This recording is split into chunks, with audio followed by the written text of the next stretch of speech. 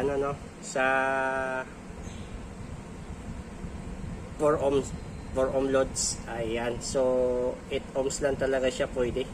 Ayan, so in-engage ko na din to sa bridge. Ayan, so isang connection. Ayan, so ito yung ating pangmiday. So nakamono din to.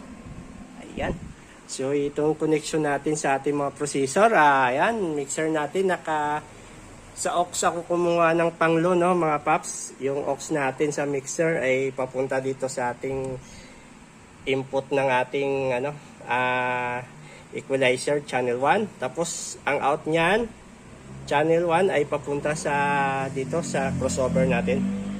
Ayan. At tapos ito yung low natin doon, nakakonect na ito sa kaypado, no. Ito. Tapos channel 1 ng ating min out sa mixer, yan, papunta naman ito